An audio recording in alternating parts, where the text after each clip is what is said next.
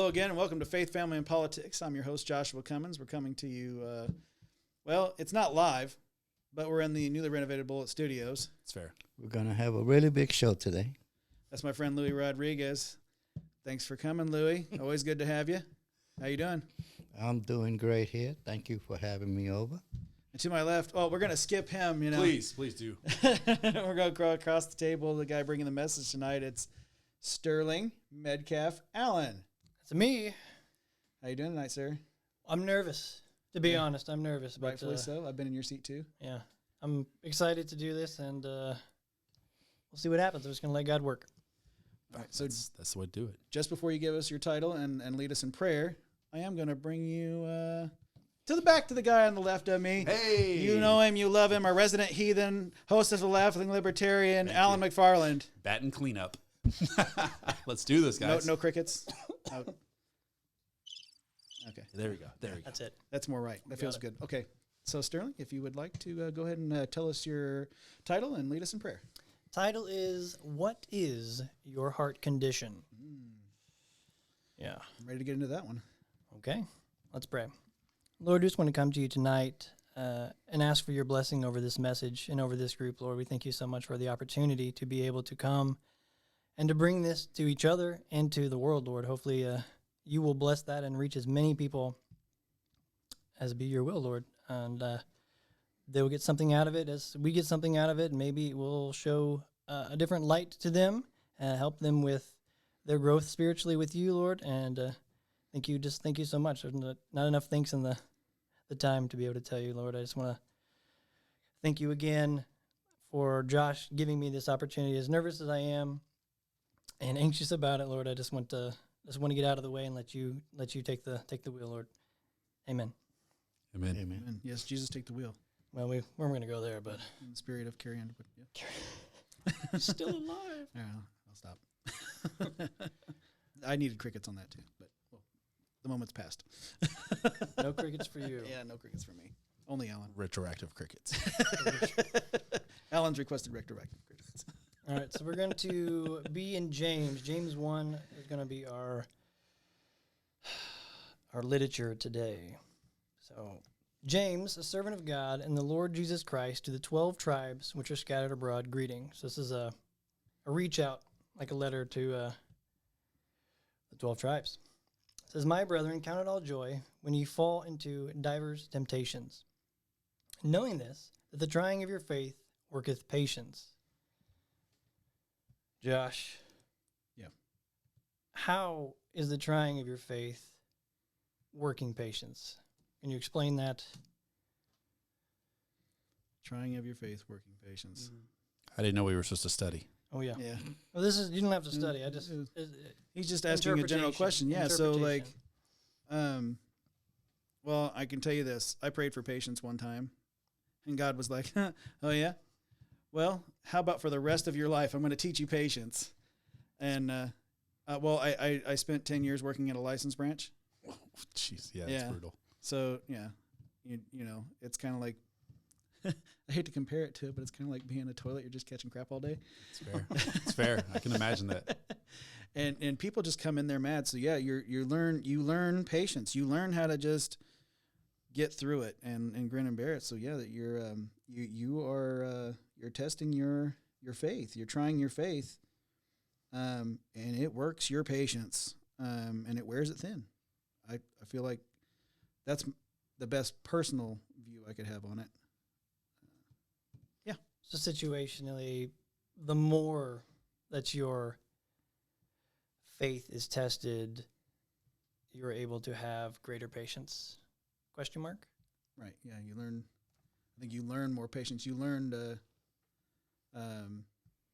just get, to sit back and let it ride and see where it goes. Okay. Verse 4 says, But let patience have her perfect work, that ye may be perfect and entire, wanting nothing. So I think that ties back into what we just said specifically. If any of you lack wisdom, let him ask of God, that giveth to all men liberally, and upbraideth not, and it shall be given him.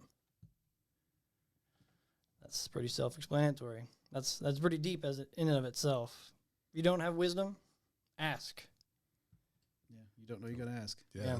that's pretty. Yeah, that's pretty solid. Standard. But let him ask in faith, nothing wavering, for he that wavereth is like a wave of the sea, driven with the wind and tossed. So, I guess what I'm seeing there is like the guy that's just doing everything on a whim.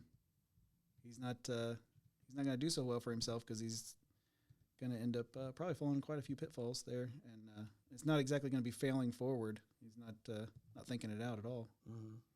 Am I hitting a nail on the head there? Yeah, I feel that. I feel that for sure. A friend of ours, Brandon, he's obviously not here, but he would say, if you ask in faith, you're not expecting it not to fail. You're already expecting it to happen. It's like if you're asking something, it's already happened. So you're saying, thank you for making this happen even before it's happened. So that's an interesting. He's got a really good. Maybe we can get him on here sometime. Yeah, that'd be great. Next is, for let not that man think that he shall receive anything of the Lord. So to be careful what you ask for, because he can give or not give, and in your case, give you more patience than you want to learn. Bargain for, yeah. Exactly. Like 10 years worth of patience, yeah.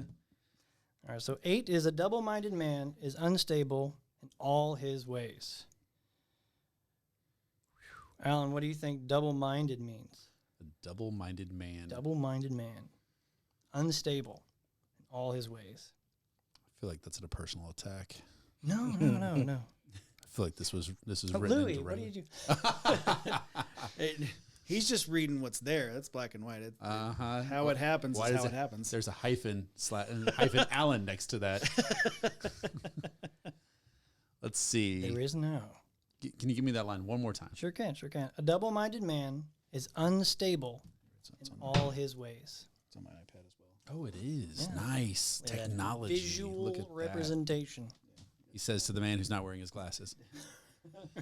So great. I can make it larger. No, we're fine. need be. Okay. No, we're good. No, that was Okay. completely a Oh, joke. All right. I was being gracious once again. I personally look at it as someone who is, and this may not be right, that's fine, I guess. Absolutely. Right. So I look at it as someone who is casting doubt on themselves. If you double-minded, there's plenty of ways to interpret that, but I'm looking at it like, instead of being confident in what you're doing, you're asking yourself if you can do it. And that's always going to lead to, that kind of negativity, that kind of pessimism is going to lead to failure and chaos and such. Louis, do you have anything to add to that? What do you think? A double-minded man is unstable in all his ways. I just think he's a confused man. That's what I'm thinking. That's good. I can agree with that. Absolutely. Yeah. Don't know where you stand kind of thing. I think if I were to able to interject here, I think Go ahead, You're the host. We really This can't is do your anything about it. show. I'm not really even here. yeah, my show. No.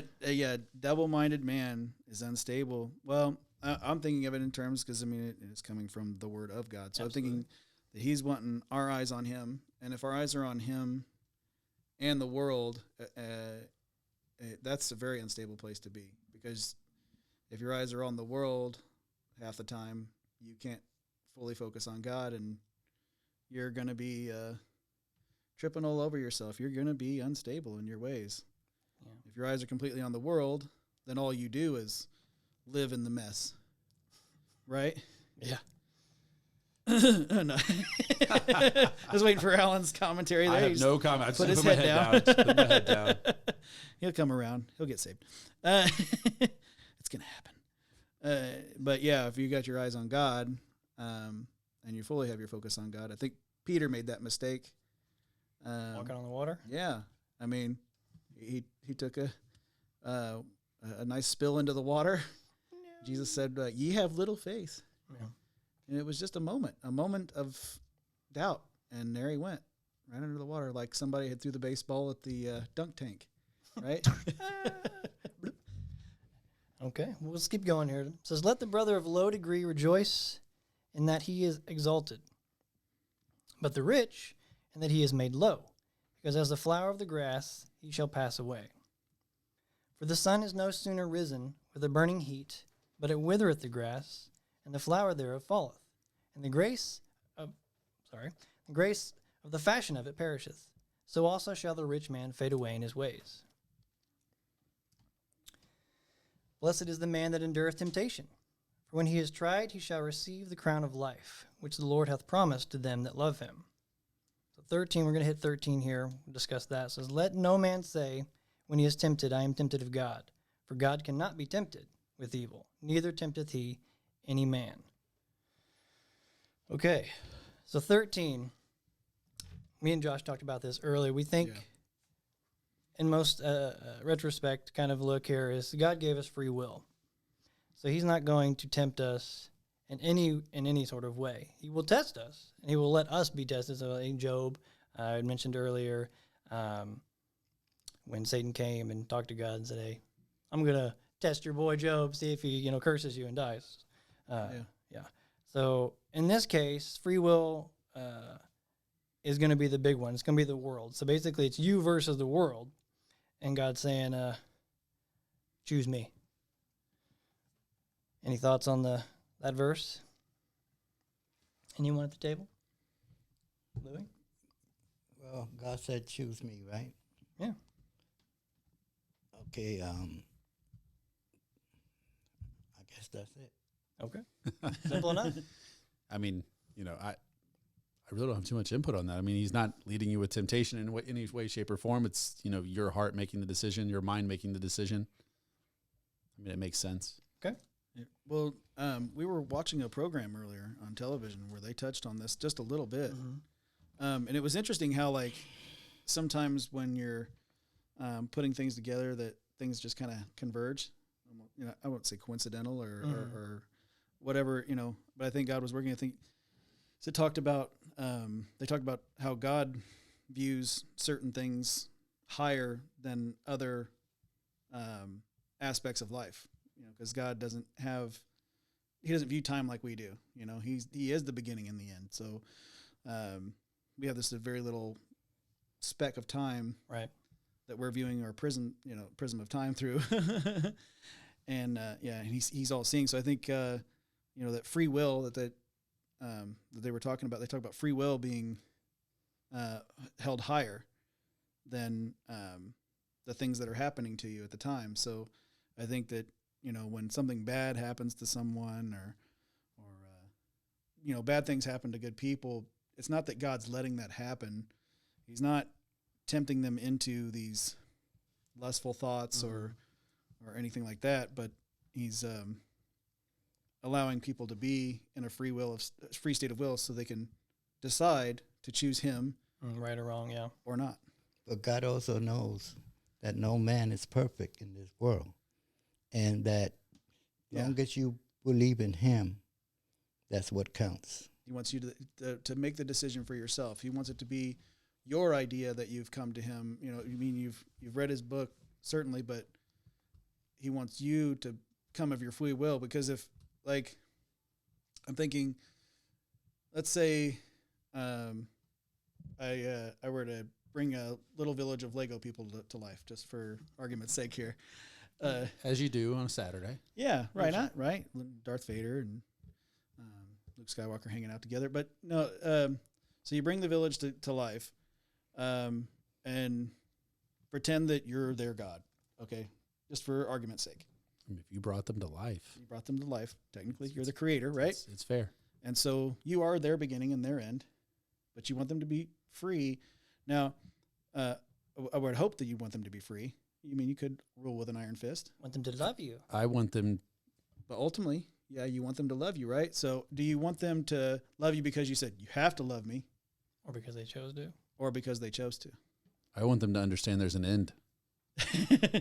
Well, that's what we have Revelation for, right? Right. I've given them a beginning. I'm giving them an end. And as long as they understand there's an end, they better love me. Yeah. But God also knows that you're not perfect. Yeah. And you'll never be perfect. Only one person in life could be perfect, and that's God, and nobody else. Yeah, Right.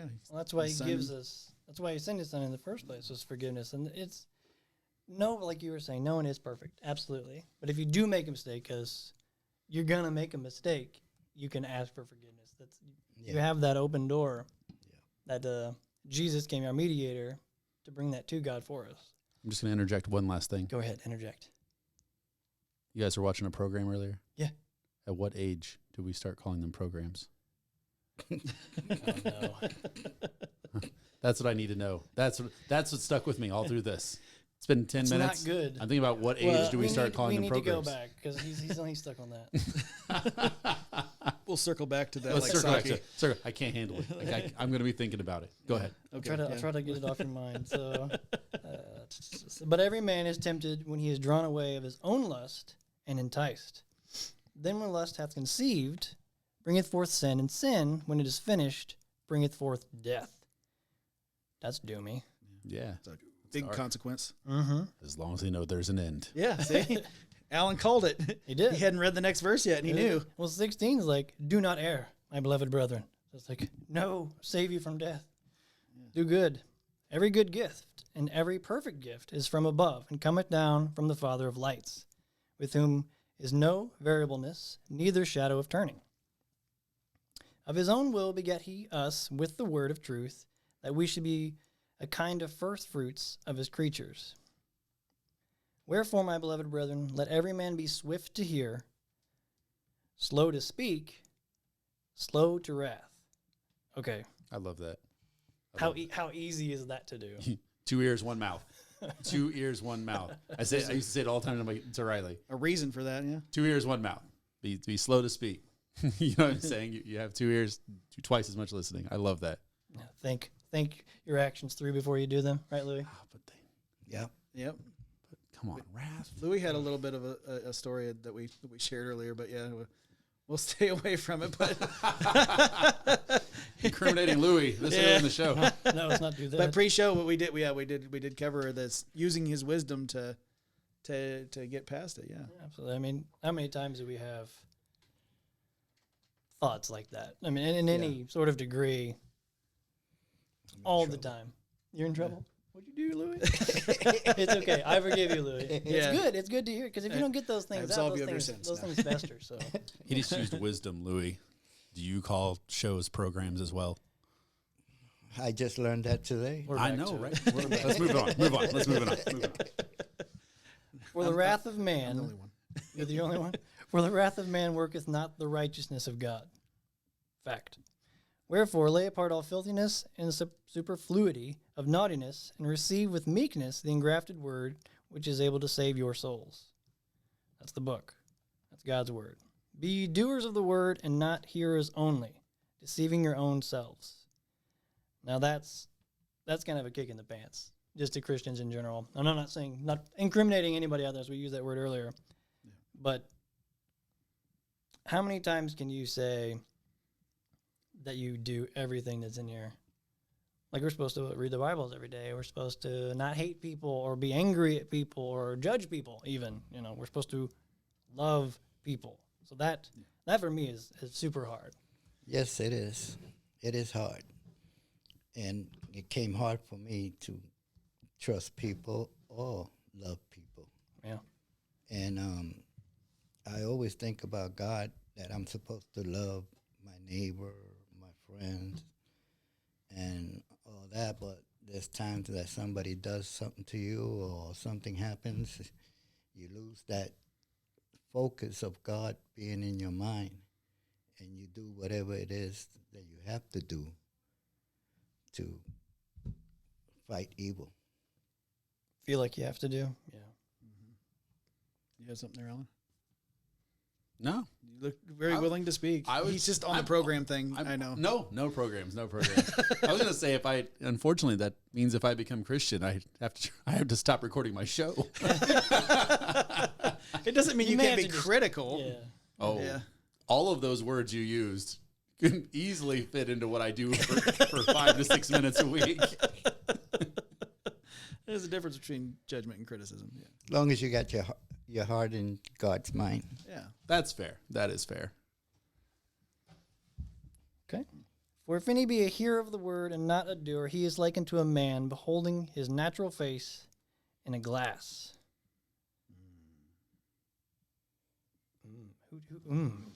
Over here. Oh, Josh. Well, because it's a lot to unpack. It sure is. Right? because And fragile.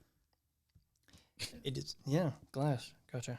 yeah, but that's like I kind of mentioned this a little bit earlier, but like when you're a kid and your parents have said, "Don't do this," and you're like, "I'm gonna do it anyway."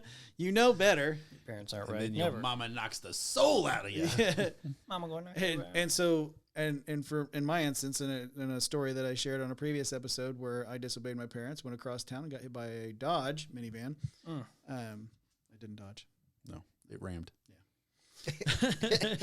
And caravan my butt all the way over to a ditch 6 feet away. But Were they nomadic? so while I'm in the hospital and I'm hurting and I knew better than to go across town, my parents are reminding me while I'm in physical pain that I shouldn't have been across town and I would have been in a better situation.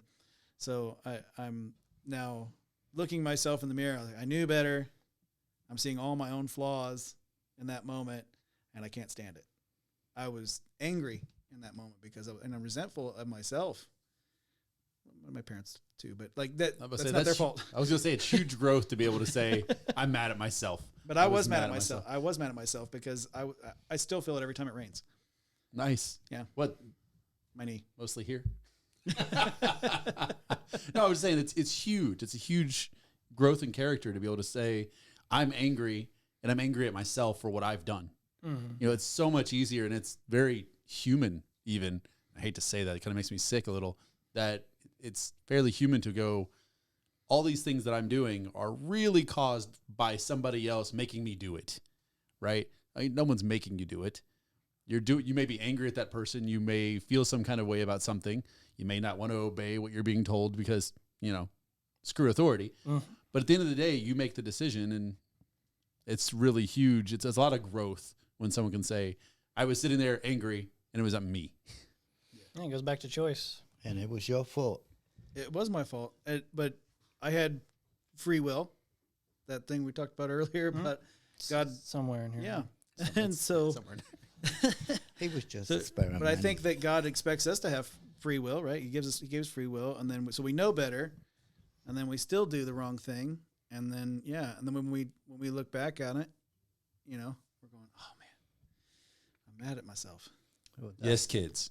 Vans jump out of nowhere when you disobey your parents. At 45 miles an hour. 45 miles per hour. Minimum. Cameron was reaching to turn Helen's microphone all the way down to 0.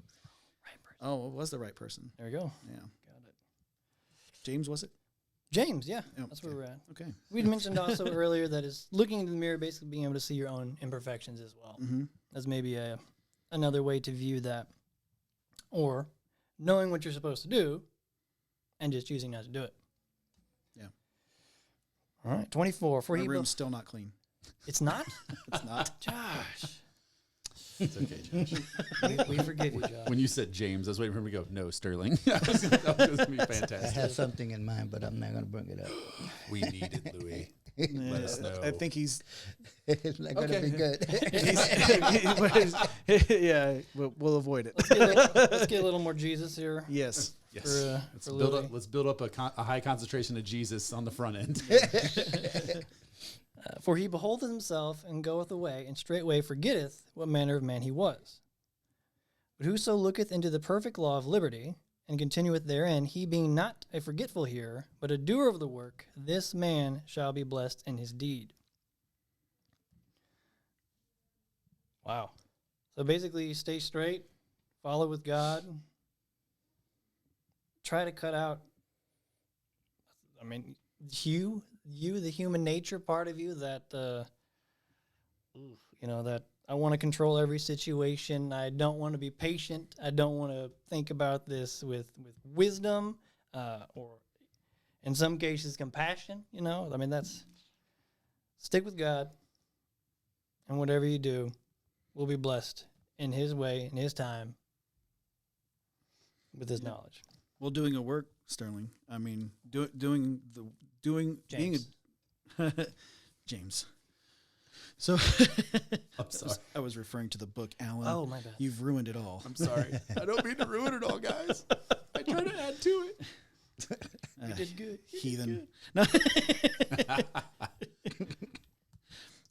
No, so whoso looketh into the perfect law of liberty and continueth therein, being not a forgetful hearer. So not forgetting that you're supposed to be looking into this perfect law, but then being a doer of work. So I think we talked about this a little bit earlier, where it's like, okay, well, for us, in an immediate sense, this show would be something that we're working on. And we're putting it out there and having viewers watch and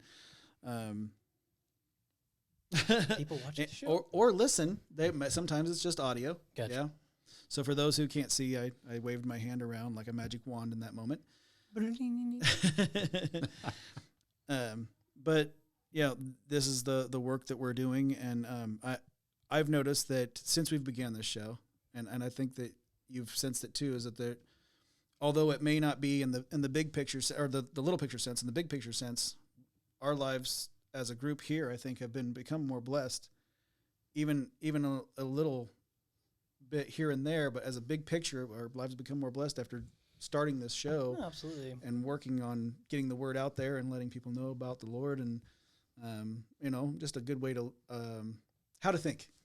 How to think. And we're getting educated about God. Yeah. Something that I never learned when I was younger. And this just gives me 3 to 4 people who will wonder if I'm dead if I show up an hour and a half late instead of an hour late. So there's that. We were looking at our watches. They were saying that let's start it without him, but I said no. He's trying to get on your good side, right? Yeah. Well, he was your advocate, to be fair. Appreciate you. I did want to start without you. I really thought I was going to slide right into the show after you guys started. I was like, all right, I'll just slide right into the show. Well, I did mention it. I did say that. I said, we can go ahead and start it. But we watched another program. I'm kidding. No, Josh did say no. Alan's going to start throwing stuff at me. No, I'm going to start bringing you Werther's Originals and those strange little strawberry candies with the syrup inside. No, thank you. No one knows where those come. Yeah. No, but thinking back to being blessed, as you were saying, for sure. Even with our relationship here, you would never have found me doing this. Period. Yeah. I mean, I wouldn't say I particularly know you well, but our relationships have definitely grown since the start of this. And no emotions. I am happy that I'm able to talk to you and be able to talk to you. I don't have people. I've lost my people. So this has been a big blessing for me. We love having you. Absolutely. When you're not here, I'm like, no, we need Sterling. I'm not doing this. Got it. I'm just happy it's great when you're back there, but it's also great having you out here, being able to have a conversation with you that's on camera. On camera? Yeah. So we can hold you accountable in 20 years. No. See, this is why I didn't want to do this. Yeah, we're going to cancel you. No. Anxiety's going like through the roof right now. No, but to be fair, when you are gone, Alan does protest with picket signs and everything. I do. But unfortunately for him, I rule this show with an iron fist. So I'm like, get back in here and sit in your seat and know where. Stalin-esque. Yeah, know your place. Actually, he had a picture with you, and then you weren't in the picture the next time I saw the picture. It was a little weird. Josh. Yeah. Very. Oh, we were closer than this. Iron fist. Sorry, Sterling. I am so sorry. We have just. Go ahead. We're railroading. I'm sidetracking too much. So verse 26. If any man among you seem to be religious and bridleth not his tongue, but deceiveth his own heart, this man's religion is vain. I know I did that before, but that's... Well, I mean, that's pretty deep, just in a general sense, because we're getting closer, what I would say we're getting closer to the end times. You got to be careful what people are saying as far as religious leaders go. They're saying a lot of good things, and using this verse specifically as a reference, they're not actually doing those things. Yeah. Justifying all the wrong things. Mm-hmm. Words have weight. Words do have weight. Word has weight. So we ended with 27. 27 is where we'll probably have most of our discussion, I would assume. So pure religion, deep already, and undefiled before God and the Father is this. Those are examples. To visit the fatherless and widows in their affliction, that's one. and to keep himself unspotted from the world. That's 2. So that speaks real home for me just due to recent events. But I'll open that up to the table for a discussion there. Josh, did you... Yeah, so certainly pure religion and undefiled before God. And the Father is this. So no, we're not talking dogma here, right? Because dogma is, in that sense, the word religion has gotten convoluted nowadays in the English language. We use the word religion as religion versus relationship. Yeah, religion versus relationship, and our resident Calvinist Bo Brummett would tell you, don't mix those two up. Right. Religion. The word religion gets confused with dogma. So I think what it's talking about there, and that's why I named the show Faith, Family, and Politics as opposed to Religion, Family, and Politics, because words have weight, and especially we got to mind their P's and Q's in modern society in America for sure. I wanted people to be able to digest and understand exactly what points we were getting across. So faith is the way I would word it, not to try to change God's word, but just for modern English sake, faith undefiled before God. So unwavering faith. In that sense, if you have unwavering faith, you would want to visit the widow and the orphan in their time of need, and keep yourself unspotted from the world. That's the big challenge there, I think. Yeah. Because you worded it perfectly earlier. Say that again. Say what again? In the world, but not. Oh, being in the world, but not of it. Yes. Yeah. That's the hard part, because I mean, with what media and just electronics in general, everything is evolving. It's at your fingertips. Yeah. As far as what do you want to look at, or what do you not want to look at, or what do you want to hear? What do you want to ingest in this world? You got to be really careful. It's like, let's see how many things we can use, programs, to take your eyes off of God. Boom. Nice. Yes, I love it. I love it. Yeah. Love the callback. I'm pretty good at callbacks. I'm pulling a Sterling right now, so you get a little bit quiet around the microphone. Really good about that. No, that's true though. I mean, there's just everything within reach all the time, and it helps connect us in some ways, in good ways sometimes. Just like when you gave the word there on the show.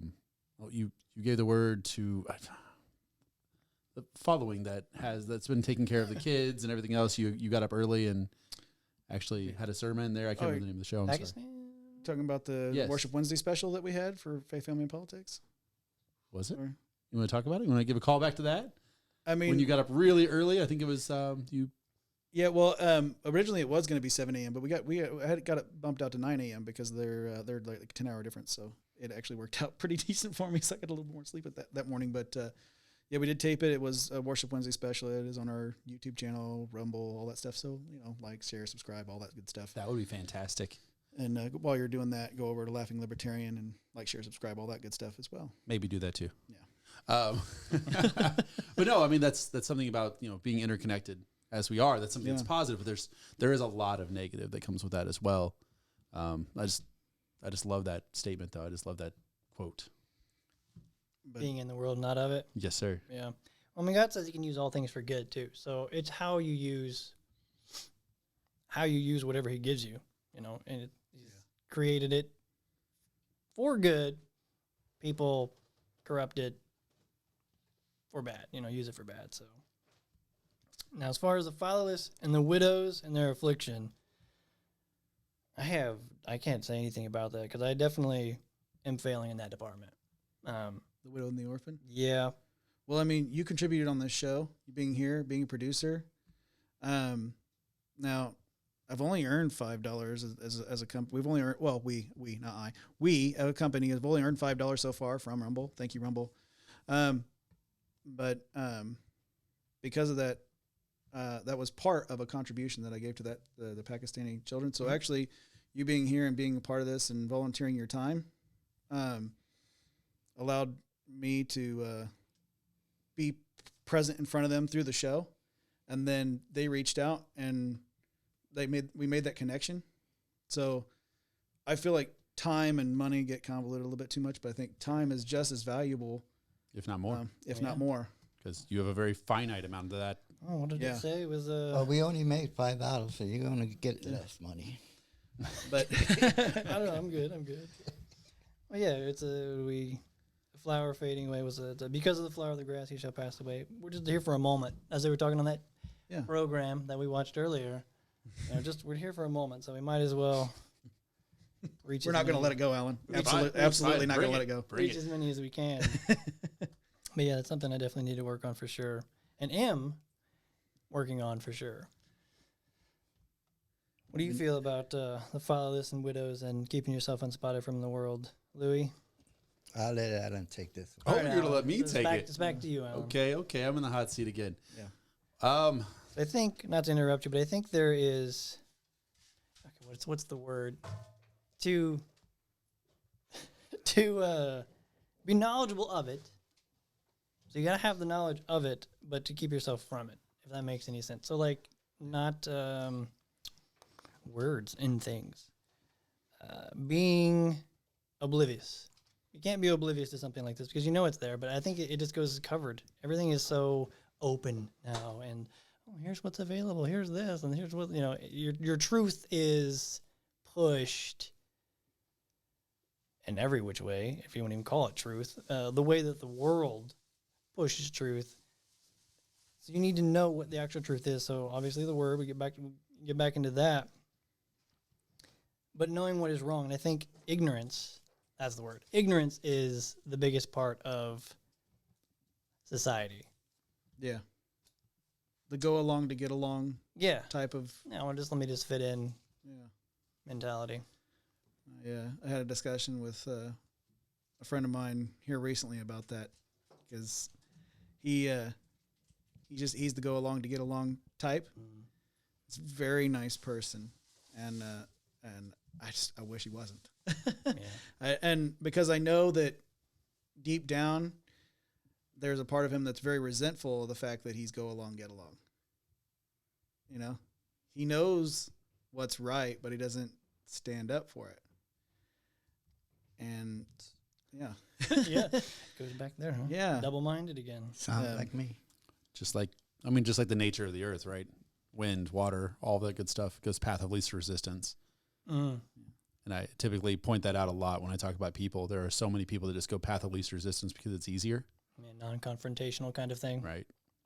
And then there are some of us that just want that confrontation so much so that you want to make up for the people who don't. I mean, you have to have that balance. Yeah. But no, there's just a lot of things in the world, people especially, that go with the flow, like you guys are saying. Yeah, well, and to the point of the go along, get along thing, I'll hear him complain about the things that he complied with, that he went for. And I'm like, well, you could have said, hey, I'm not going to do that. Yeah, I'm just not going to do that. Just say no, kids. There you go. Yeah. You can. It's an option. Yeah. Don't think you have to do something for sure. Mom and dad says it. Yes, do it. But as long as it's biblically sound. Yeah, as long as it's biblically sound. Make sure you look. If you question it, call somebody. Just saying. I don't know where we are at with time. I'm going to assume that we can go ahead and move into family portion. Sure. Yeah. Absolutely. All right. So I guess I'll start. So this whole message for me is very personal. I had two other books. I guess I'm going to leave this open because I'm going to get back into that. But two other books I was going to go through, but James kind of hit it as far as the heart condition goes. So the story starts with my father passing in November of last year. So speaking of, what is it even called? Orphans and widows. Yeah, orphans and widows. Yeah. They weren't married, but I'm not going to take that out of context. But so it made me think about them a lot, the kids and his girlfriend. Yes. And the condition that my heart was in, because we received a letter in the mail about contesting his estate. She was trying to get control over his estate. Whether that was right or wrong, whatever. But me personally, it was not right in me because it went to instantly, no, she can't have that. That's not okay. She's already taken 15 years of my dad's life and my life away from us. We didn't get to hang out. We didn't get to do any of these things. So I went into rage mode, and I was like, no, we're going to fight this. We're going to take everything from her. She doesn't deserve another win. She doesn't deserve another win. So your heart didn't have the condition of compassion. Right. There was no compassion. There was wrath. There was much wrath. Oh, sorry. No. No, let me go back here, Alan. Let's read that. Oh, no. It said very little wrath. Very little? Like, you just built it up for a while. So it was interesting going into that, though, because every time I was trying to find how to overcome this, like, how do I beat her? It was always dead ends. So I had to, it wasn't for that reason. It was, I need to approach this differently. And my spirit was moving, God's spirit in me was moving and messing with my soul. I was like, okay, what is it? Let me take a step back, because my sisters were saying things too, and they got my attention. And then just people I haven't even talked to in years, just randomly coming into the picture. I'm like, hey, listen, I just felt like I was supposed to call you and tell you something. I was like, okay, what is it? And it was basically everything about being angry, revenge. You got to look at this in a different way. How would God think about this? And yeah, glasses. They make noise. It's all good. Help you see, though. I mean, yeah. They let me know my ears were working, which was very strange since they were helping me with. 2 ears, 1 mouth kind of thing. So what I'm hearing is, like, as people were calling and giving you this advice, I would say that they probably gave you some bullet points of heart conditions to practice. Yeah, big practice. It was a lot of prayer. I had to basically lock myself away. I had to pull myself away from the situation specifically to be able to see the situation in a different light and come at it with honesty and humility versus anger, revenge, retribution, whatever. So yeah, it was tough. It was very tough. It was like what I wanted to do, my, I don't know, human side, if you want to call it that, was no, I want to hurt her. And it wasn't, I don't even know how to put that, but yeah, I wanted to hurt her, and that's not right. Yeah. That's not right at all. So I had to decide, I still don't want to hurt her. I don't want to hurt her in any sort of way. Not at all. I want just truth, because there's a lot of things that are going on in the case. I won't get into those particulars, but there's not honesty in it, period. And there's no proof of there being any honesty in it. So I want that. That's what I want, is I want my dad's last memory, I guess maybe it's even a personal thing, to be honest. Where was he really? How did he really feel, about his kids and where he was? It's just all about an honesty and even humility in this point, because I'm not trying to take anything away from the kids. And I've had to kind of... So that's compassion. Yeah. Trying to take compassion on the kids, because I want them to be taken care of, period. They were my dad's kids. I'm my dad's kid too, so I can feel that connection, relativeness. As far as she goes, it's different. It's different. I don't feel any ill will towards her that way. I just hope that she comes to God through this. That would be the biggest. That'd be great. But that she gets honest. That she is humiliated, not by like me, but that she understands what she has done and finds forgiveness of herself. Because, that's so hard. Like, even forgiving oneself is harder than I think forgiving other people. Like, I forgive you, but what did I do? I can't forgive myself. I'm just pointing at everybody here. So, yeah, it's this was good for me, and I hope it was good for everyone else, because heart conditions lead to decisions. Yeah, they do. I got a similar story. Mm-hmm. My father, he had a daughter, and he got divorced from his wife and married my mother, had me. He went to war to fight in Germany war. And he decided to leave my mother and marry a German woman. They had 5 kids. They came to the United States. My sister gave them problems. So his wife told him if he has any more kids, not to let her know because she's going to leave him. So he refused to put me out of the picture and not tell her that I was around. So then I heard later that he had kids, 5 of them. I was so angry and jealous because he didn't want to come and see me or talk to me. And I tried to talk to his family, his grandmother. Why? And my grandma told me that that's what he told her about his wife. But I said, I'm his kid. How could he, have a bad heart like that, not love me and not care for me? I'm one of his child. And I was so jealous and I hated them, and I was hoping his wife would die and everything. And then so their heart condition gave you a heart condition of anger and revenge. That's why I got a triple bypass. Resentfulness. And I decided after he died, I decided to forgive him and let it go because it was tearing me up, really tearing me up. And that's why a lot of my hate was because of that. That's why I went around looking for fights, punching people in the face, because I was trying to take out my anger on somebody, Yeah, speaking of that, sorry, I was late, man. You didn't have to. You still got a strong left. And then my other sister, that the first child that he had, she hated him too. She changed her name from Rodriguez to Shoshana. I forgot the last name, but she changed her name because she didn't want nothing to do with him. Yeah. And we started hating their kids. But then after he died, I told my sister, look, it's not their fault. Yeah. They didn't choose what's going on. That was her mother and my father's fault. They didn't choose it no more than you did. Mm-hmm. Yeah. They have nothing to do with, what happened.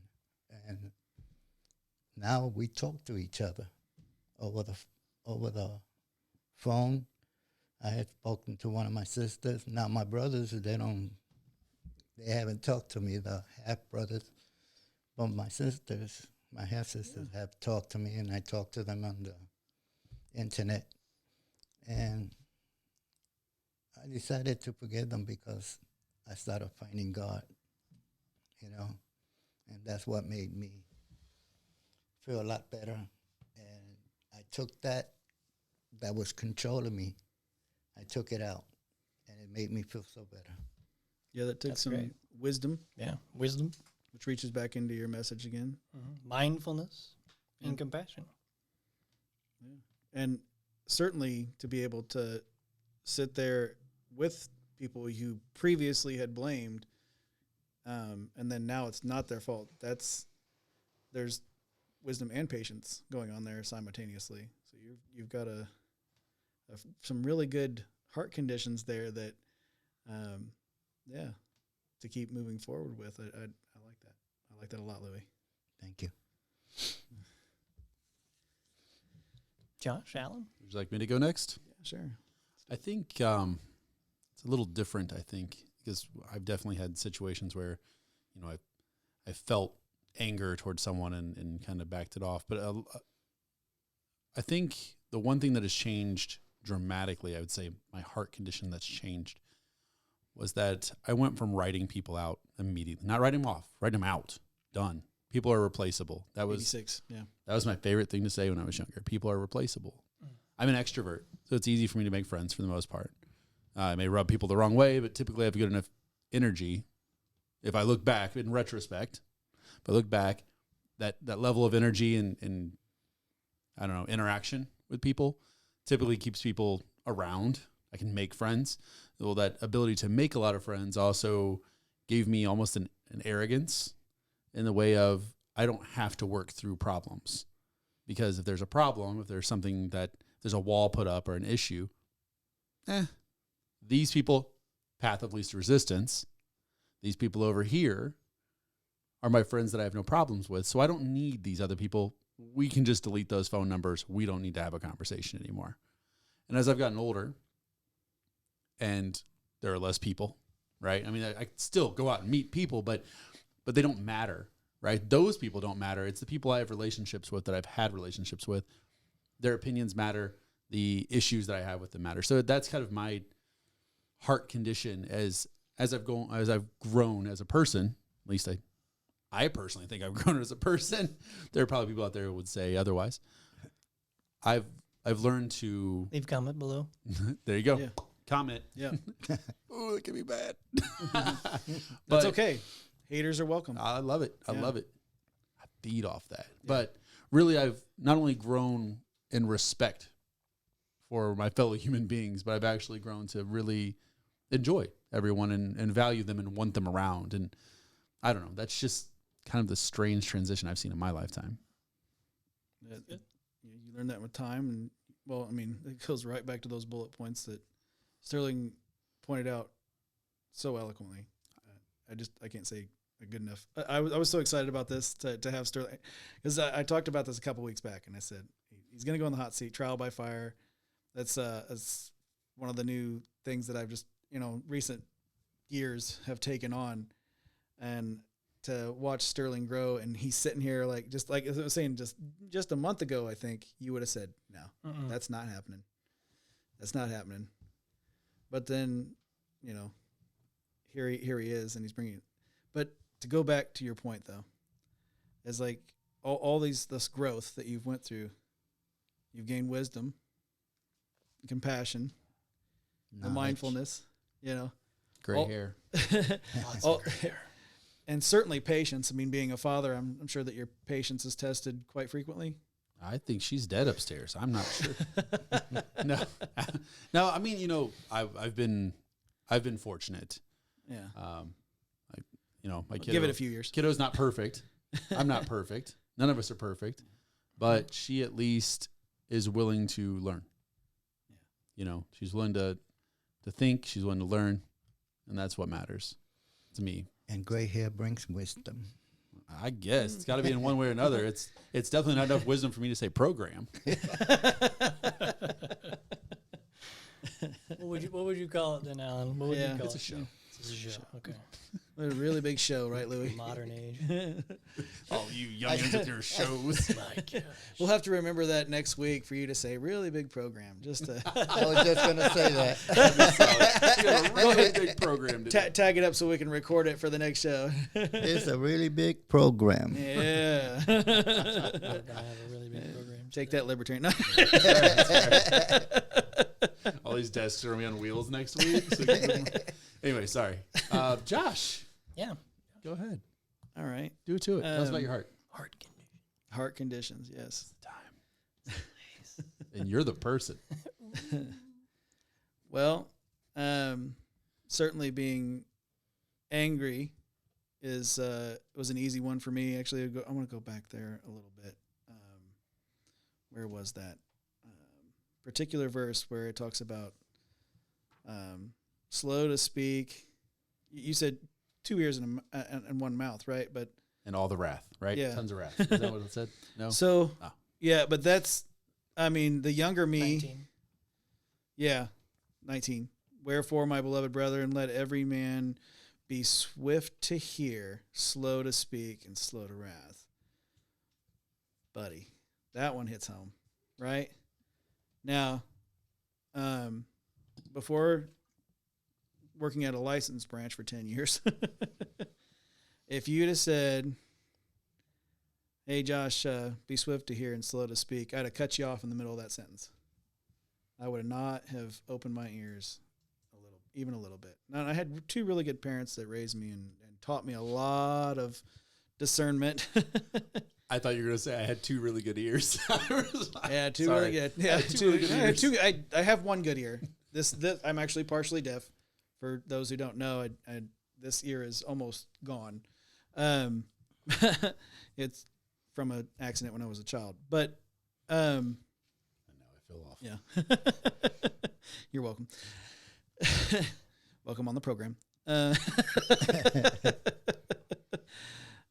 But yeah, so they taught me a lot of discernment and things like that. But growing up and I'm sure that Louis can agree with this, growing up in a hard neighborhood, or a more difficult neighborhood, so to speak, you go to in-group pretty quickly. And so you run your mouth generally first, and then when running your mouth doesn't work, you be quiet, and then you're not listening anymore. You're not doing that first part. You're just going right to the wrath. And I did that a lot as a young man, and there's so many times that I regret it, and I wish that I hadn't. So that was a big learning curve for me, learning that patience. So working at a licensed branch definitely taught me a lot more of that patience. I mean, being married taught me compassion, because just having a spouse that's so kind and loving, and just she's the best. But She's in the studio right now. brownie points. That's why he made sure to completely clear the topic of patience. He was like, being married, segue. Don't hurt me, wife. Great point, Josh. Great point. Great point. But let's say before Laura, anyone that might have known me before Laura would have said that Josh didn't have too much compassion. That Josh might have been a little more wrathful, and Josh might have been a little more of a pain in the neck. Sociopath. Yeah. And yeah, did not know how to deal with things properly. But through her kindness and soft personality, I learned a better way to think, a way to be compassionate, and it gave me wisdom, because then through her doing that taught me to be that way too. Because then I found that when I was good, when I've been good with her, that life is just better, right? When I'm compassionate with her, even if I'm upset, then it's like, all right, something's bothering her. Maybe I should open my two ears, my two good ears, my one good ear. One year. Jeez, made me feel bad again. Yeah, I know that when me and Sarah were going through things, I had to call you, and you departed me that wisdom. Just shut your mouth and listen. They beat you guys, don't they? Twice. I fell. That's what I love about you, Sterling. I fell. Oh, is that what we're supposed to say? I fell too. He fell a little harder than I Down the did. stairs. Also, when you see her going like this, she's saying in her mind, For those wait until you listening, go to bed. for those listening on audio, it's like, yep, Shaking his head. I'm gonna poison you slowly for the next 20 years. It's not an immediate wrath thing. She's good. She's in the long game. Rat poison. Yeah. I love this Gatorade. Is that a hint of lime? It's a little chalky. But I didn't have to get up and go get it. So, hey, Crust, que sera, sera. So she'll be glad to bring it to you. Don't worry about it. Hey, at least they put the bittering agent in antifreeze now. So. Just before you go that, Sterling, I would say that learning compassion, learning the patience from the licensed branch, both those things together, and then having the wisdom to use those utensils at my disposal. Like, next month, my wife and I will be married 18 years. Yes. Good. And at 38 years old, She's got her arms crossed. She looked, yeah. Her arms are crossed. she's like, it's longer than that. It feels longer than that. No, it's 18 years married next month. And when you talked about like imparting that wisdom, I learned that very slowly. Did Laura just say very? Accentuate the very. Very. Yeah. Well, let's put it this way. So educationally, if I'm in school, when I was in school, I had AP courses. I was smart, right? But when it comes to relationships, when it came to learning how to be compassionate with my wife, I was a slow learner. I was learning disabled in that compartment. So I'm glad that she had the patience to deal with that. Thank you. And yeah, and she gave me wisdom in that way, you know, years later with your relationship with your wife, and you calling me up and saying, I'm a little angry right now. I'm a little, what do I do, Josh? bad situation. And, What do I do? and I said, just shut up. Yeah, you did.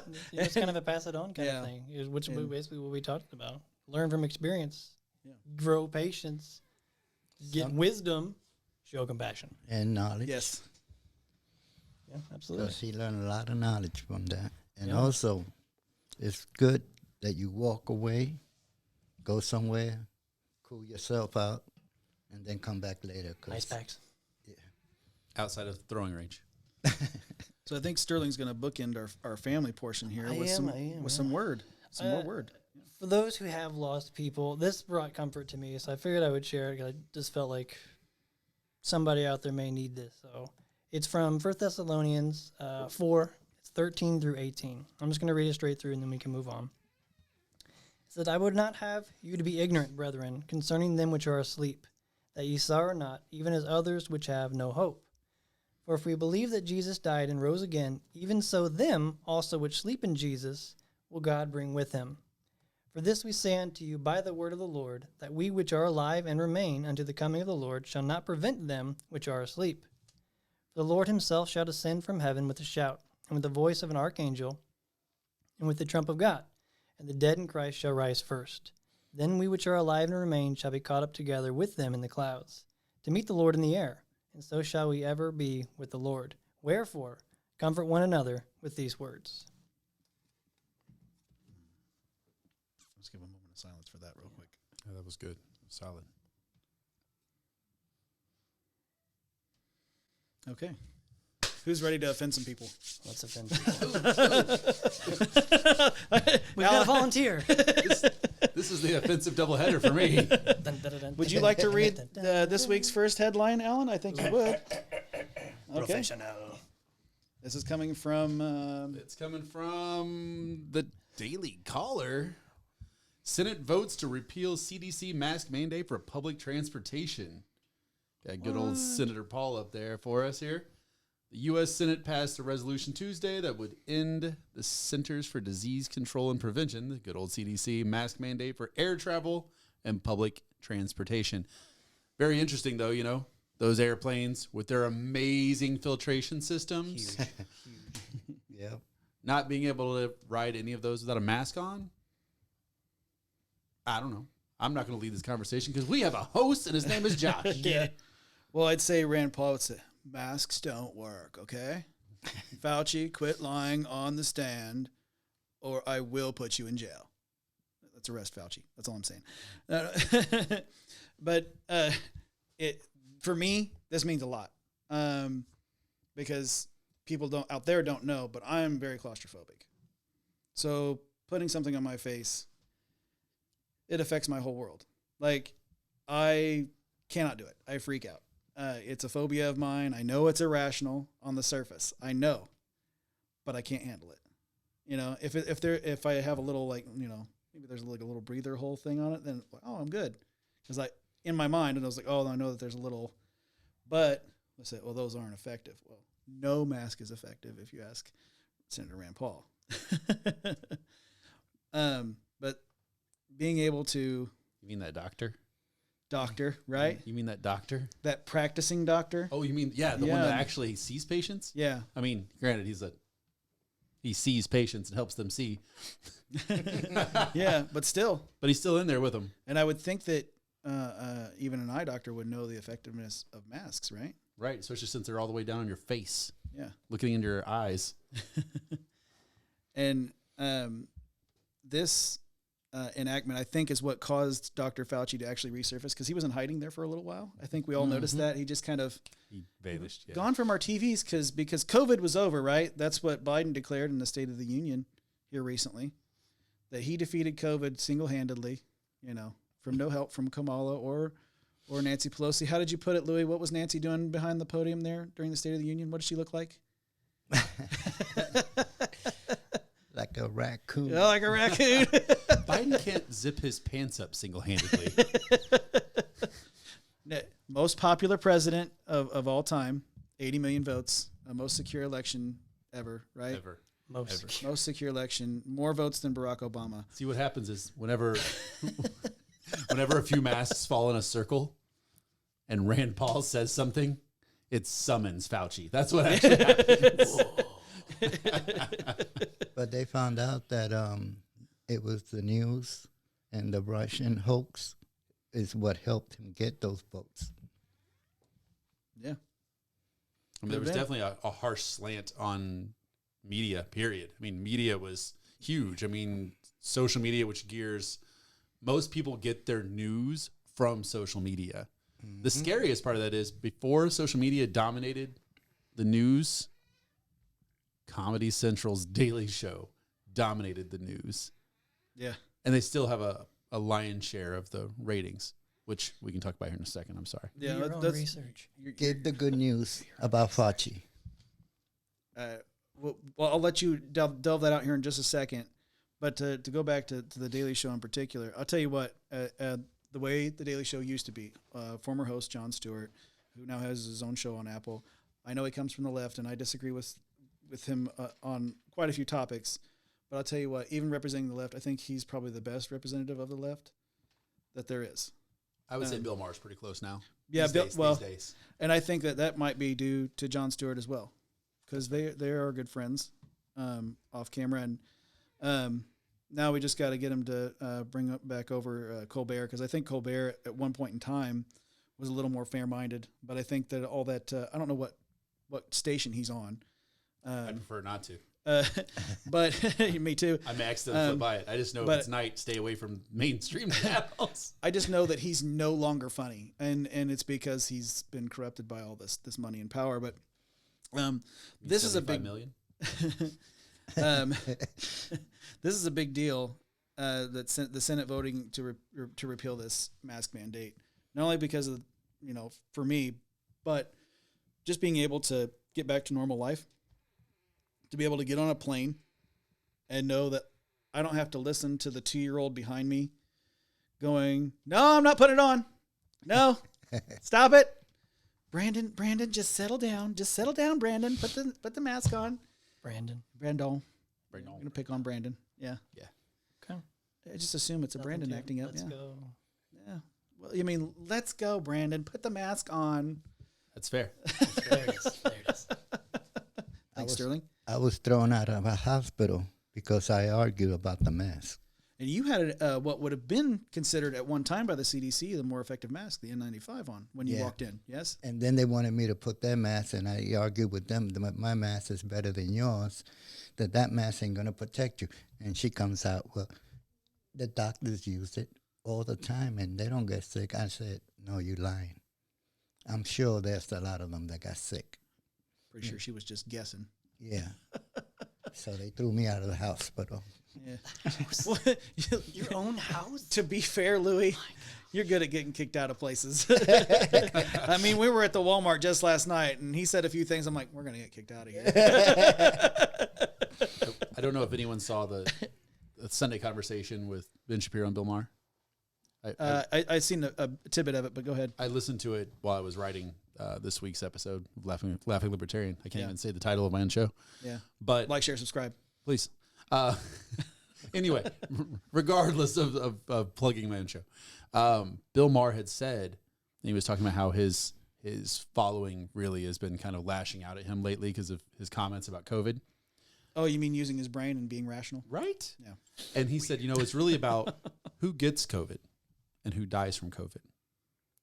Everyone gets COVID. This is from him. I love this. He was like, everyone gets COVID. Vaccinated people, unvaccinated people. It doesn't matter age. It doesn't matter your health. But he's like, who dies from COVID? Well, I mean, unfortunately, the elderly. People with poor health. And he said, all COVID did for America was show us just how unhealthy we are. Mm-hmm. Because unhealthy people died from COVID. And he's like, but that's not acceptable. That's not acceptable to say. He's like, what if I was to tell you that there is one thing that plays a part in 78% of the COVID deaths? You'd think most people would want to hear that and see if they could fix it or keep it from being them, or if it was them, try to avoid contact with COVID. But instead, people say, no, this is our lifestyle, and you have to respect my lifestyle. We need lockdowns. So that was it was really neat to hear him say, who gets it, who dies from it? Everyone gets it. Yeah. Thank God I didn't get it. And I'm one of those people that's got bad health. Yeah. I managed, I think this is pine. I'm not sure. We'll just say it is. Yeah. It's that vanilla wood. I've managed to go through this entire plandemic. Yeah, it was planned. We call it the Chinese virus because it comes from China. We can say that now. CDC's proven it. Straight out of the Wuhan lab. Straight out of Wuhan. I've managed to go through this entire thing not getting it. I don't know how that happened. Thank God. Yeah. I've had it twice. Yeah. Well, you had it coming. No. That's fair. That's fair. Now, the second time, I really didn't even know I had it. Yeah. I had no idea. Like little sniffles, are like, allergies. And then It's probably because Omicron, roll out. Yeah, right. But I mean, really, this is a long time coming. Yeah. It's really a long time coming. To be able to get on that plane. Less oppression. Yeah. Be able to get on a city bus. Not that that's all that much fun to begin with. I'm sure that you're, I don't know if everyone at this table has had that experience, but if you've had the experience of being on a city bus, particularly in New York, Louis, I'm sure you've been on a city bus there. And city bus, train, forget about it. Yeah. There are far worse things to catch on the bus. Yeah, exactly. Being across from the lady who's talking to herself and trying to eat her handbag. It can't be fun. So if you're dealing with that and then you have to wear a mask on top of it and you're probably already shoulder to shoulder or just very uncomfortable situation to begin with, and then having to put something over your face and not being able to breathe and makes people even more irritable.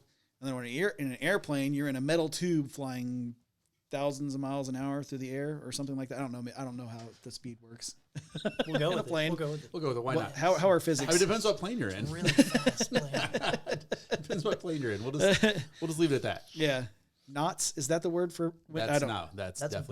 boats. It's That's- nautical. We ride F-15s. Believe me, if your plane goes from miles per hour to knots, You've landed. you've landed very uncomfortably. Oh, so You're using your seat as a flotation device. what was his name that landed the plane after the geese went through the jets? He landed in the Hudson Engine. Bay, It's on you. You're from New York. That happened quite a few times. but he landed in the Hudson. There was an entire movie. Tom Hanks was in it. Yeah. I can't think of the name of this man. I can't. Yeah. think of Oh that. man, He was a hero. I'm gonna voice over it in later or something like that. And I don't this know. is figure it all. out. This is all Fauci's fault, because when these people got on the plane and almost one had to take it off, you had people getting hysterical and fighting. Put on that mask. Put on that mask, and they're arresting the person that's fighting over the person that got no mask. And this is all because of Fauci putting the panic on these people. Control by fear, right? Yeah. I think you said the perfect word for what encapsulated the pandemic: hysteria. Hysteria.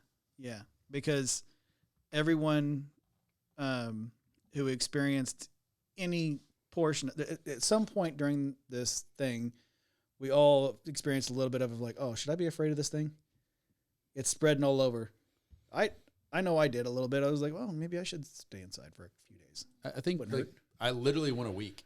I was home because I was actually working from home for a week before COVID killed my job there that I had. But like a week, and I finally went, you know what? I'm healthy. And at this point, as strange as it sounds, I almost want to have like a chickenpox party. I'm healthy. I can go out there. I can find someone coughing and sneezing, and I can kind of get in their air. Yeah. and just make it through it, let my body build an immunity to this, and then let everybody else be scared of it, and I'll walk around like I have an S on my chest. Yeah. Superman. I was going into Walmart and almost got attacked by a person because I didn't have my mask on. he's telling me, put on your mask, real mad. Yeah. I said, oh, I'll get it when I go inside. just to avoid the problem. Yeah. That took wisdom. Right. Knowing you, Louis.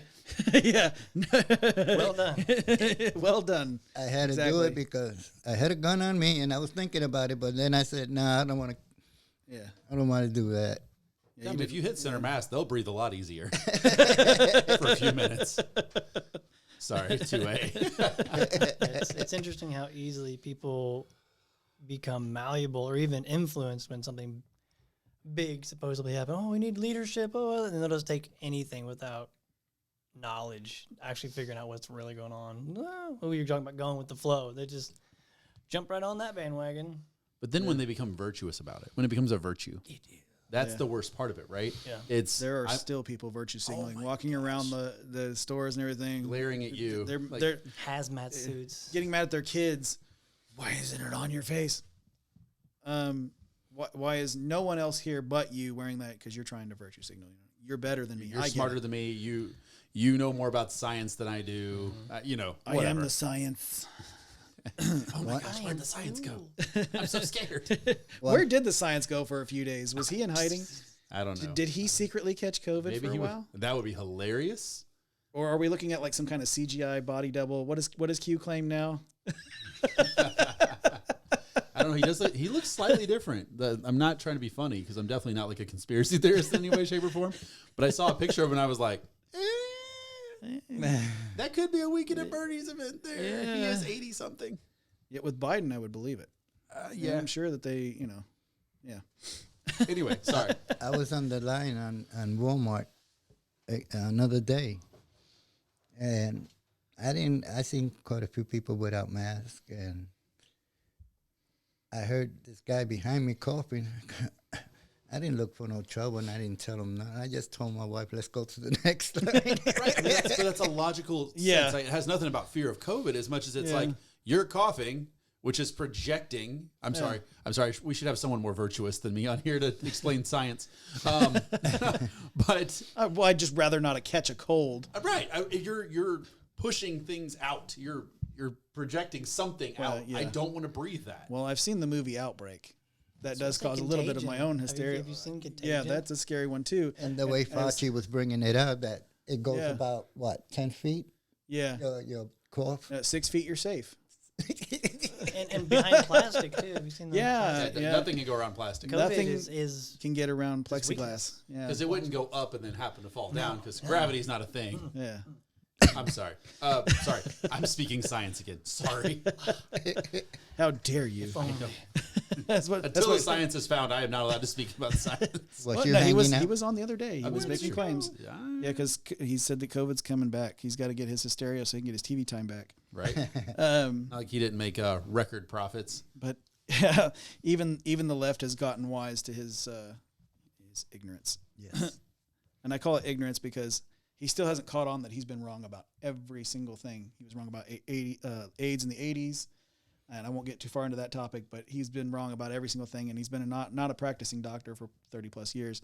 That's why I wanted to go back to Rand Paul being a practicing doctor. Mm-hmm. Like if I'm going to get advice from both one or the other, a practicing doctor or not practicing doctor, what would you do, Sterling? Would you go to the practicing or the non-practicing doctor to get advice? in honesty, I wouldn't go to either one. But if I had to, I would go to the one that's practicing probably, and then get his second opinion. Got experience and wisdom, and he's seen patients and probably learned some patience through seeing those patients. Oh, why'd you do that? I had it loaded up. I I had it loaded up. One of my best friends, he is a doctor, and I consulted with him quite a few times about it.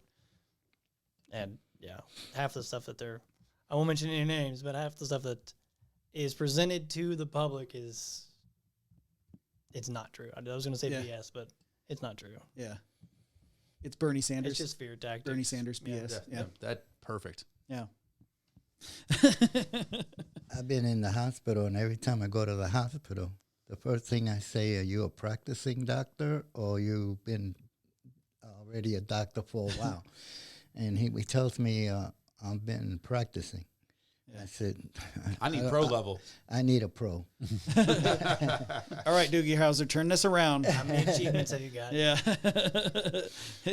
You have too many conditions for them to And not be experienced. And I don't need him to make a mistake on mine. Yeah. Too many things can go wrong there. Speaking of things going wrong, Tulsi Gabbard has been getting attacked from the left. I think she at this point should just put an I next to her name as opposed to a D. She's definitely not Republican. She's got some views that a conservative would not back in any way, shape, or form. But she's also got things that Democrats will not back in any way, shape, or form. But she recently had come out on Tucker Carlson. So that's a sin right there to be a Democrat and on a Tucker Carlson. I mean, I think only Geraldo is allowed to get away with that. I don't even think it's a big deal anymore since he's such a Russian puppet from everything we're hearing now. Orlando? Right? Russia bad, right? Orlando, yeah, they've been getting on him a lot for that because he's more of a Democrat. Yeah, they're quite upset with him. But Tulsi Gabbard found herself under fire for saying a few things about the biolabs in Ukraine. Turns out everything she said was true, according to this Fox News article. It was on Tucker Carlson. Everything Tulsi Gabbard said about the biolabs in Ukraine, turns out it's true. Here's something we just saw. We wish, let me go back here. I think this is, I'm pretty sure that this is her quoted, but here's something we just saw. We wish we brought it to you earlier. How do you say his name there? Zelensky. What's his first name? Is that Volodymyr? That's Vladimir. Voldemir? Definitely Vladimir. Vladimir. Okay, Vladimir Zelensky. Okay. I thought you were going to go like Voldemort. I thought you were having fun with it. Yeah, We don't say his name. Trying to. I know that that's a Harry Potter thing. I don't know much about it other than that. You're not a wizard, Harry. I am not a wizard. I guess that I don't know. I don't know what that means. I don't know what that makes me, and I don't want to know. So the president of Ukraine, of course, gave an interview recently that didn't get enough attention in this country. Zelensky, needless to say, is currently engaged in a desperate fight for his country, his government, his life, and he has since the Russian military invaded Ukraine nearly 3 weeks ago. So you can assume that there's not a lot Zelensky thinks about at this point, apart from getting the Russians off of Ukraine soil. So last week, Zelensky floated the idea of accepting so-called Ukrainian neutrality, agreeing not to join NATO. In exchange for that, he will get a Russian withdrawal from Ukraine. It's too late. Louis had some insight on these biolabs. He'd been telling me a while back that what Tulsi Gabbard had said was true, but until I'd gotten a reliable source from Fox News to see it. I'm not reliable. But you're here. You're no Brian Stelter. No, Thankfully, you're not. Right? we would boot you real quick. But you had some insight, Louis, on these biolabs there in Ukraine. Well, the reason the Russians don't want this labs there because they're close to home. He couldn't have it when he was in Cuba.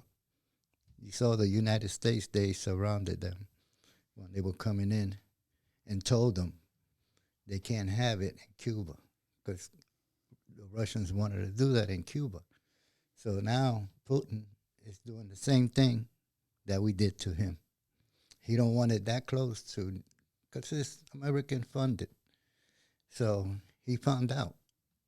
And now that's why he's attacking.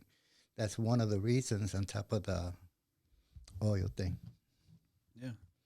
And I think more and more things are going to come out about this, about it being funded by our own federal government. I think that's why you see all this money going over there. This is all conjecture here, but I think this is why you're seeing a lot of this money go over there. I don't think it's for the war effort. No, it's for the involved, because the United States are involved in that. To try to protect these biolabs because they need another Wuhan, another gain of function lab, so that they can get another pandemic going. Mm-hmm. put us. I mean, this is all conjecture. Once again, this is just me spitballing here. Don't look too far into it. It's suspect. It's But what we hear in the It news. just seems a little too familiar, right? It's a Yeah. little too familiar. Also, the Ukraine president is asking Germany for help. I don't know how that's going to work out. Well, he actually went before Congress this week.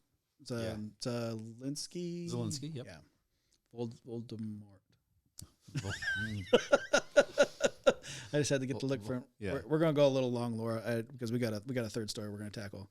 She's giving me the 5-minute mark, but we are going to go a little long because I want to tackle this third story for sure. It's a little sensational, so Let's do it. we're going to have fun with it. But yeah, Zelensky did go before Congress this week and requested even more help from the United States. But he also requested a no-fly zone. Yeah. Well, we're just not going to fly planes over your airspace. Yeah, sure. Why not? No. That's too much. He said, is this too much to ask? Yes. It's too much to ask. Am I wrong? Because I don't see a reason for us to help them at all. Personally, I don't care about a no-fly zone. I mean, if we want to shoot First down of all, Russian, Russia bad. We have to say Russia bad. Okay, right. but yeah. If we want to shoot down Russian planes, we want to shoot down Ukrainian planes, we want to shoot down everything that hits the air, we have the ability to do it without really, really putting ourselves in danger. Yeah. That sounds so. It sounds like it has a lot of bravado attached to it, but I mean it's serious. I mean we spend 3 times as much as China on our military. Our military is the greatest military to walk the face of the earth. So I mean, sure, we could go over and do that, but what does it accomplish for us? Yeah. We just spend tons and tons and tons of our money to protect them. Because why? Because we feel sorry for them? Because of what reason? I would much rather just see both sides just beat the crap out of each other and, let us go over there and pick up a spare. Yeah. Just don't leave a 7 and 10 pin, right? Just give me a good solid 5. Yeah. And I think A 1 pin. Yeah, I'll take a 1 pin. Ukraine, We have him. He's in office. the Ukraine was part of the Russians, right?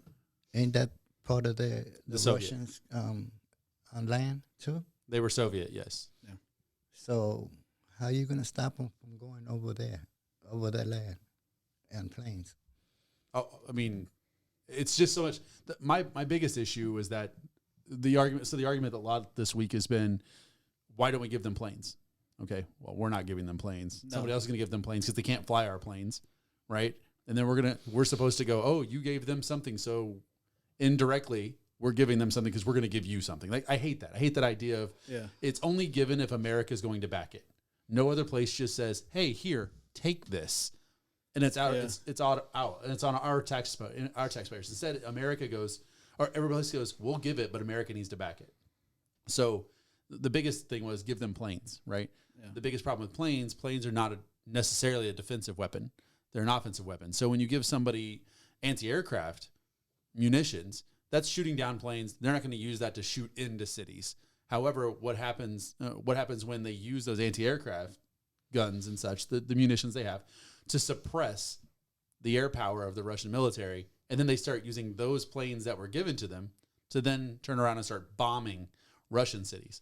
Now, I think it's a genius move if you went ahead and flew over there and started pegging some of their cities to make them back off, especially since they're 95% in. I'm sorry, I'm ranting. But, I mean, that's really where I sit on it. Why are we even in this? Yeah, well, we're fighting a pseudo war, but we're setting a bad precedent if we give them planes as well. Because then why wouldn't Taiwan go, hey, China, come on, man. America's just going to give us some planes. So we're big enough, we're bad enough because we're going to be backed by America. The Democrats are going to wear the special pins and scarves the next State of the Union that Taiwan flag. So why not? Let's show how big and bad we are and invoke this war so that we get some planes too, right? Mm-hmm. I think that's the direction that we would be precedent we would be setting by our dawdling president. Well, and of course, the argument is that the inverse argument of that is if you do this, then China goes, maybe we shouldn't go try to take Taiwan. Maybe Taiwan isn't something we own. There's the counterpoint to it, but still, I don't see a reason why we care. they would just I mean, throw we care about bodies at Taiwan. it. Taiwan matters to us. Yeah. They're massive. I mean, as far as our economy is wrapped to Taiwan and China, period, both just dramatically. To me, what I think, put Biden gave the planes to Portland so they could send it over. Putin said if they get involved, they're going to be nuclear. So Portland said, no, we're not going to do it. We're going to send them to Germany where the Americans are at, and you people do it. Right. And then all of a sudden, Biden backed up and said, no, we're not going to get involved. Right, because our politics are we don't want to be the people who start World War III. Right. It's okay for you to start World War III, and we'll back it, and we'll come through, and we'll defend you, and we'll do what we do. But we can't be the people who go in the history books as the people who started World War III. Yeah. And on top of that, we're giving the Russians our technology because we're giving weapons to the Ukraine. And if the Ukraine gets a hold of those weapons, they got better technology. I mean, it's true, but what the sandbox they're playing in right now, and I'm sorry, I know you want to get to the third story and we're running long. Yeah. The sandbox we're playing in right now, the weapons they're getting now, granted, compared to their Soviet-era weapons, which is what the Ukrainians had, and I mean, honestly, it's what Russia still has. Russia's military is garbage, and I'll say that right now. Everything they own is outdated. It's pathetic. Cyber attacks are really the only thing they have, other than maybe chemical warfare. And nuclear power. There's nuclear weapons. But everything they have is dated. They haven't put a dime. And when you look at how much they spend, it's pathetic compared to what America spends. We're talking we spend 13 times as much as they do on our military every year. So Ukraine still is fighting with those Soviet-era weapons. So yes, when we do give them weapons to fight with, they are head and shoulders above essentially the rock throwing that Russia's doing. But they're not they're not getting F-35 Raptors. They're not getting things that are something we use. But my problem is when we hand Poland, an F-16, here you're giving a Soviet-era jet, fighter plane, whatever you're giving, a bomber, that's ancient technology, 40 years old, 50 years old. Here, let's give you something that's an F-16, it's not an F-35, but it's still something that legitimately could fight us in the air. Why would we do that? Why would we give submarines to Australia? Why would we do this? Setting another precedent. Oh, it's awful. It's awful. Why give our technology, even our allies, so that if something goes wrong, we have to fight them? I don't know. That's the question. So what's that third story? I was waiting for you to be done. I didn't know if you had another point to go. I'm just going to sit here and be quiet, quiet little host. I am so sorry. It's all good, man. I think it needed to be said. The people need to hear it. So Glenn Greenwald, this is a independent writer. He has come from the left for a very long time. He's become more and more moderate as the years went on, especially after Biden took office. So in this news piece, the New York Times now admits the Hunter Biden laptop, falsely called Russian disinformation, is actually authentic. One of the most successful disinformation campaigns in modern American electoral history occurred in the weeks prior to the 2020 presidential election, most secure election in history. On October 14th, 2020, less than 3 weeks before Americans were set to vote in the most secure election ever in history, the nation's oldest newspaper, the New York Post, began publishing a series of reports about the business dealings of the Democratic frontrunner Joe Biden and his son Hunter, who magically disappeared for a while. He's with Fauci. In countries in which Biden, as vice president, wielded considerable influence, including Ukraine and China. These seem relevant, don't they? Weren't we just talking about these in long form? And would, again, if elected president. So there's a lot of money there that Hunter is invested in. He's on a board there, and or was. Energy. Energy. The backlash against this reporting was immediate and intense, leading to suppression of the story by U.S. corporate media outlets and censorship of the story by leading Silicon Valley monopolies, big tech. This disinformation campaign against this reporting was led by the CIA's all but official spokesperson, Natasha Bertrand. I don't know if I said her name right, but who cares? Then of Politico, now with CNN. So that tells you she's a reliable source, certainly, right? CIA, CNN, all that good stuff. Starts with the same letter. Yeah. And her article on October 19th appeared under this headline: Hunter Biden's story is Russian disinformation. Dozens of former intel officials say. Well, turns out that the thing that's in Giuliani's hands, known as Hunter Biden's laptop, it's a thing. It's real. What do we think? I believe it. I thought it was only 6 months it took for conspiracy theory to become reality in today's world. Yeah. They stretched it out a while. Moved it a little bit longer. Yeah. He's president. That's why. Former Vice President Joe Biden. Yeah. Most popular president in recent history. But the things that are on this laptop, disgusting. If you don't want to hear or view anything absolutely that will turn your stomach, don't Google it. I'll give you the synopsis of what's on that laptop. It's self-pornography, pornography of himself with underage women, I believe. Pictures of him doing crack cocaine. Maybe it was sometimes, what was it that he found Parmesan cheese in the carpet? Who knows? I hate when that happens. Wasted. Yeah. He was not using his wisdom. But Temptation. he couldn't get on his favorite websites, and so he takes his laptop down to the local computer store, drops it off, and says, "Here, you fix it." Did some cracking between then and the time he needed to go pick it up, so then he forgot it, and the guy at that tech store said, "Hey, maybe Rudy Giuliani ought to see what's on this computer, because I'm trying to fix this computer, and all this stuff is on here, and that's not good." Too much coke. Get a lawyer involved. Made him forget everything. Yeah. That's what happens when you do drugs. And how about that? It gets covered up by, what was it? That said CIA officials. So our own federal government, I'm reading, that's covering up, and then our own former vice president covering things up, and CNN covering things up. And then they want to, and big tech here, Silicon Valley monopolies, yeah. All reliable. Yeah. Reliable sources. Such reliable sources. You don't need to see what they don't want you to see. So they say, time and time again, they say, trust us. Quit sowing all these seeds of not trusting us, and quit pushing us aside and saying we're not, we're fake news. Don't listen to Donald Trump. We're giving you the things you should hear. And then you read articles like this coming from what I would have considered 8 months ago their side. Right. Yeah, Mr. Greenwald would have definitely been their side. You probably can't search it on DuckDuckGo in these days either. Right. Sorry. And Had so, a jab. and we just have to wait a few days, right? If it's conspiracy theory today, wait a few days.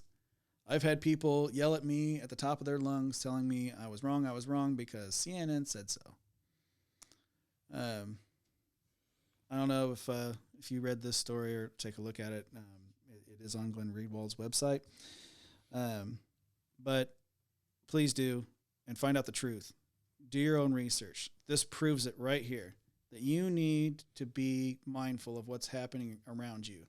Don't just accept what you're being told. Don't just take the narrative. Don't just comply. Don't. Path of least resistance. Yes. You don't need to take the path of least resistance. I think that's a good place to bring us home. Don't follow the path of least resistance. And do things for yourself. Learn for yourself. Yes. Be in the world. But not of it. My man. You're not going to finish with Fauci? What happened to him? Arrest Dr. Fauci. No. He's been fired. He's been fired, and the people that you was talking about, the season, they're letting him go because they found out that everything he was saying was false.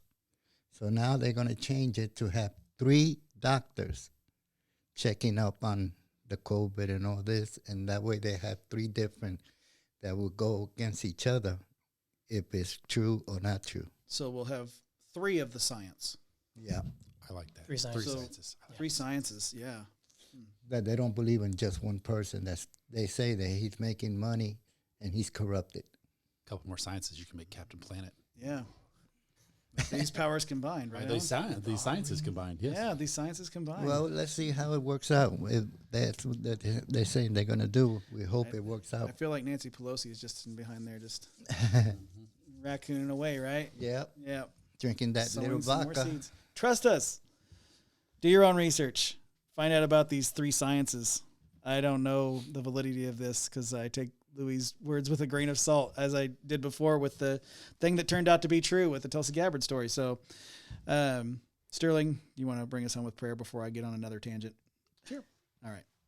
Lord, we just want to come to you again and thank you for letting us be here and to read your word, Lord, and to bring it to each other and to the world, Lord. I just want to thank you for the air that we breathe without a mask or with a mask, Lord. It's still yours to give. Preferably without. Without, if it goes that way. Thank you for the masks and thank you for just everything, God. You're an amazing, and without you, I would be nothing. So I hope that you will work through this. Bless it. Bless all of us. In Jesus' name, amen. Amen. Amen. Thank you for joining us. I've been your host, Joshua Cummins. To my left, a resident heathen, Alan McFarland. Thank you. Thank you for having me on. Yeah. Go to Laughing Libertarian, like, share, subscribe. All that good stuff. Thank you. Across the table from me, Sterling Medcalf Allen.